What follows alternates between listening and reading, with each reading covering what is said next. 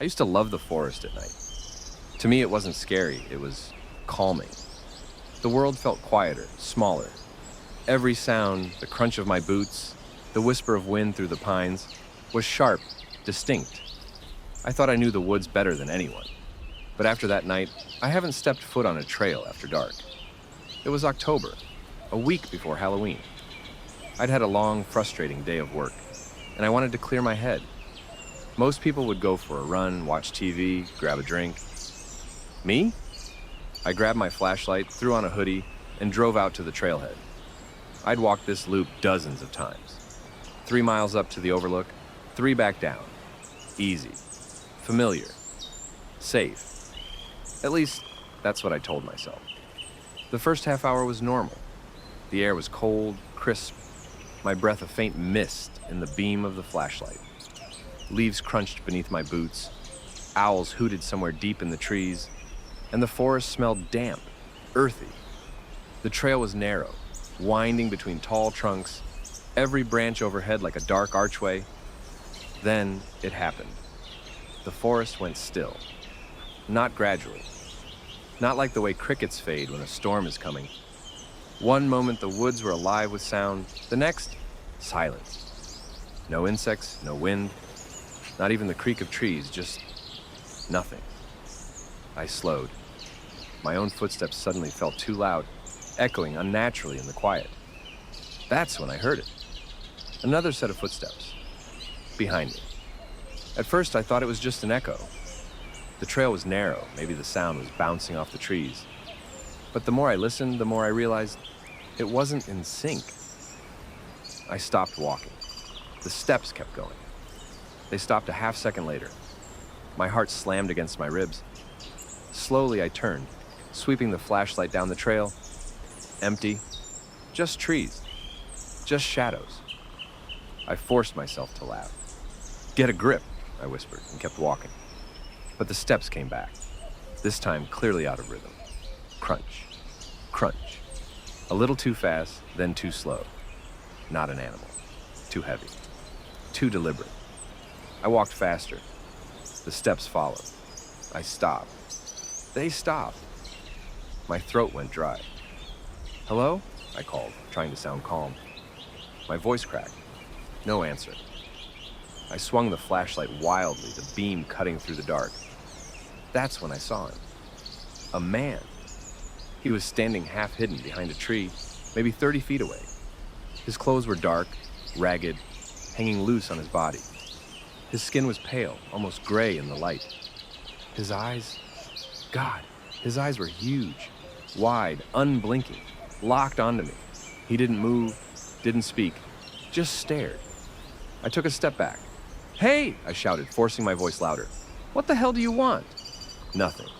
He just tilted his head slightly, like he was studying me. I bolted. Branches whipped my face, my lungs burned, my boots pounded against the dirt. I didn't look back, not once. The trail twisted uphill toward the overlook, and all I thought was, get to the top, get to the clearing, don't stop. Finally, gasping, I dared to glance over my shoulder. Empty. No one there. I slowed, clutching my side, sucking in cold air like glass in my lungs. "It's fine," I muttered. "You're just seeing things. You're tired. You're stressed." Then, snap. My light shot left. And there he was, closer this time.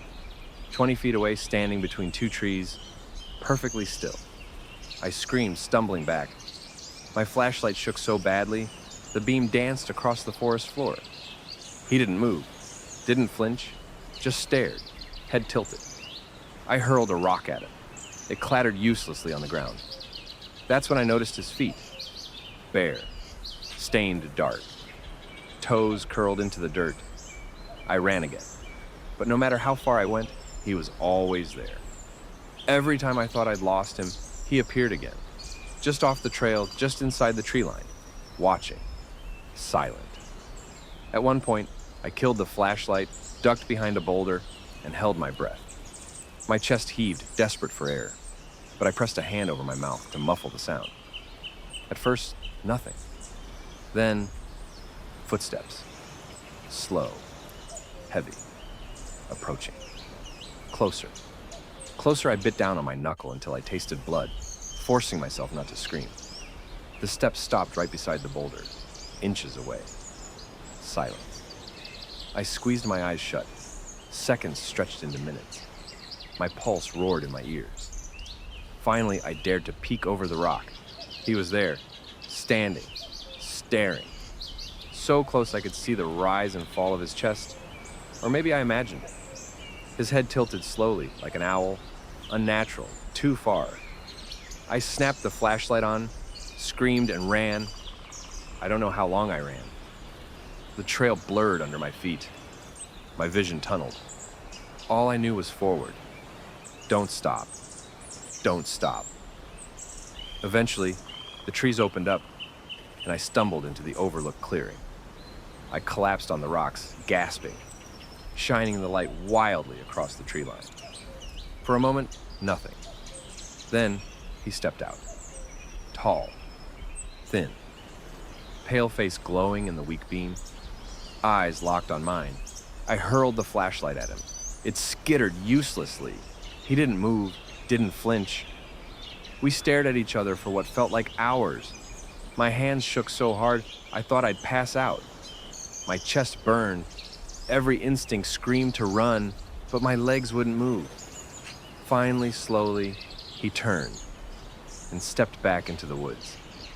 I sat there until the sky bled gray with dawn, too terrified to move. When I finally staggered back down the trail, it was daylight. Birds chirped, wind rustled the branches. The forest was alive again. It almost felt normal. Almost. When I reached the parking lot, my car was the only one there. The hood glistened with dew. I unlocked it with shaking hands, collapsed into the driver's seat, and locked the doors. Only then did I notice the smear. Across the rear window, written in mud, were 5 long finger streaks, as if someone had dragged their hand slowly across the glass. And I realized something. I'd only ever heard his footsteps when he wanted me to.